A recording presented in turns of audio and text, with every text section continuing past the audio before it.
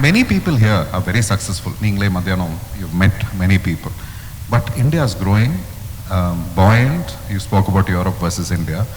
For some of us, maybe there is a challenge of saying, there is this big Indian market, there is also this global market. Sometimes if I have a product, service or a business that I can do either, both, or should I concentrate? It depends on what business you are in. As a multinational, we are there in every country, and therefore we would concentrate a lot on India because we have many countries where we have the same opportunities. But for you, if you are a manufacturing company, India is 4% of the world, it will become 6%, it will become 8%. Okay, services is different. I would say that concentrate a lot on the global market. And India is becoming on medium complex manufactured products, India is becoming significantly competitive. We have one example. We have a fire safety business. Okay, a fire safety business, it's a very niche business. We make fire safety glazing. I think Unni and team makes it in Chennai. Okay, 50 people, 200 crore turnover, 40% operating profit, most of it coming out of global part of the business. It's just 50 people in the factory. Of course, there's another 40-50 people doing technical selling, deep technical selling. We even equipped the PMO's office with fire safety glazing, their residents and others. But I'm just saying that I think in medium complex industries, I have at least 10 examples in our group where we are the world's best in terms of cost. And if you have the right quality and the right product and the right technology, I think the margins will be massive. So it depends what type of business you are in. Of course, if you are, many of you are already in the global businesses, but you have to go up on the value chain. If you are in the yarn, I think it's intensely competitive. You know it better than I do. But you have to be in the value chain. And I think there we have to be ahead on the market trend. I think one of the things that both the Vietnam did, and I'm familiar with Vietnam a little bit, is they moved into man-made fibers way ahead of India. India got stuck in cotton and this, and I think this is something which has changed worldwide. I mean, today, for instance, the same thing. We were the world's footwear makers. We got stuck in leather. And when the world is changing to Non-leather. Yeah, non-leather. It's casual wear. We have one leather. I have one leather footwear, but another 5 others which are others. And I think we are now getting it. Tamil Nadu is now getting 3 or 4 very globally large investments in அந்த இதுல இருக்குல்ல பெரம்பலூர்ல ஒன்னு வந்திருக்கு கடலூர்ல ஒன்னு வந்திருக்கு C.A.R.E ஒன்னு வந்திருக்கு I'm really I think that market trend கொஞ்சம் பார்க்கணும் நம்ம வந்து கொஞ்சம் பின்தங்கி இருந்து இதே நம்ம லெதர்ல 50 வருஷத்துக்கு முன்னாடி பண்ணோம் C.A.R.E இருந்தது அது இருந்தது இட்ஸ் குட் அது வந்து அது அப்படியே வச்சிட்டு நம்ம மார்க்கெட் ட்ரெண்ட பார்க்கணும் so I think to me those are the important things. I have 2 more topics. One is sustainability. Is it a responsibility or is it the opportunity as a leverage? I think it's a responsibility, it's a moral responsibility, and one of the things that Unni and I faced constantly in the early stages is glass, means greenhouse effect, right? That is the first impression that everybody has, and we said that how do we really bring in sustainability into what is seen as a product which may not be contributing to sustainability. Nothing is true, but we had worked on that. So it's a moral responsibility that we have to do sustainability. But for us, we've got 2 slogans, sustainability saves and sustainability sells. Okay, the slogan that I have, just to give you that our efforts in sustainability, we are doing several things. One is we are finding alternate raw materials. I think in many of our businesses, Venkat, who's in the gypsum insulation business, Unni in the glass business, every one of the business, 1/3 of our research effort is alternate raw materials which will reduce the CO2 footprint. And when we started doing that, we also found collateral benefits of energy efficiency collateral benefits of things which we didn't know would happen. Our yields went up in some areas, so started saving. And it's no brainer in Tamil Nadu. All of you know that every one of you has a windmill, every one of you has got a solar, right? Why are you putting it? Not just the moral work, right? It's because it saves you cost, right? Simple. So sustainability saves. I estimated that the sustainability effort that Saint-Gobain India is putting in, by the way, won the global leadership in Saint-Gobain. Out of 66 countries, we are identified as the number one on sustainability. We won that award. Now, and I'll tell you, because we started working on this, in 2027, I expect 250 crores of savings, cost savings. I said don't waste on cost, but I'm just saying 250 crores on cost savings on account of sustainability.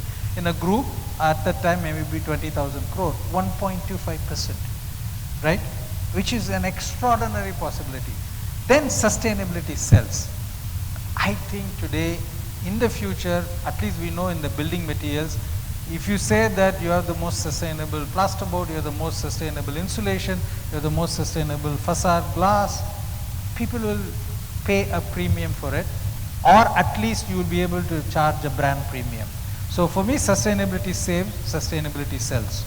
I think, and then it is also a moral issue for us. I think we brought about the moral issue, innovation, brand positioning, and also strategy. You know, presentation, there are multiple things, but I think on the presentation நம்ம பார்க்கும்போது எவ்வளோ intercross இருக்குதுங்கிறது also is very important. How innovation works across, how people work across. So now talking about people, from Murugesan now to Venkat, multiple times Mr. Unnikrishnan and Mr. PK, the boys from Rajapalayam, Tyagarajar College, and Patent. Now, I know there are many hundreds of thousands of people working, right?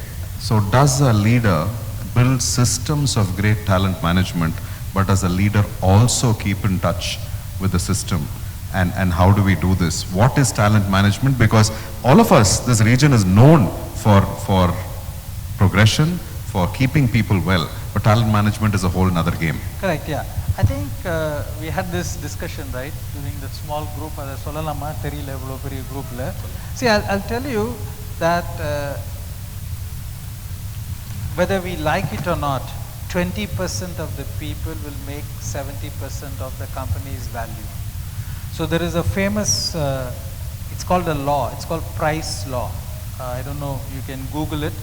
Price law, I think he was an economist, it's not a law, it's a hypothesis. I think 64 or something like that. He says if you have a company of, let's say 10,000 people, square root of the number of employees add 50% of the value. Okay, if you have 10,000 people, only 100 people add 50% of the value. I think a leader's job would be to connect these, I'm saying at the top level, they have to connect with these people who make a dramatic difference. You have to understand, in terms of talent, it's not a Poisson distribution.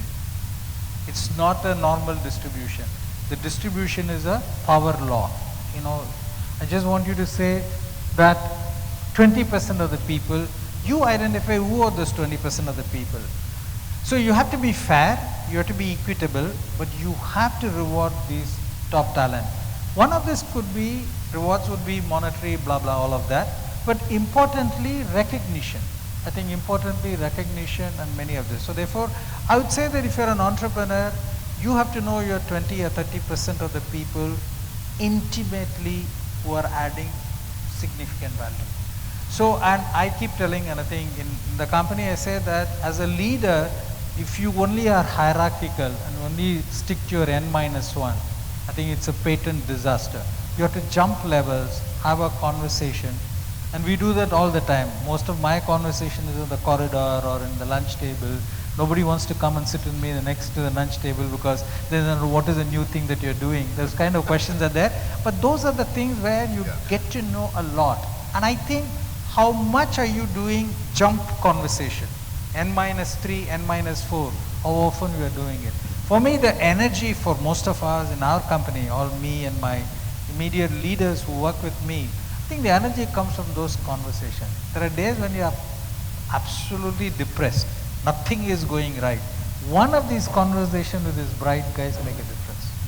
So I Fantastic. think that's all I would say. Yeah. With she moving one more step, but I still have one more something to cover.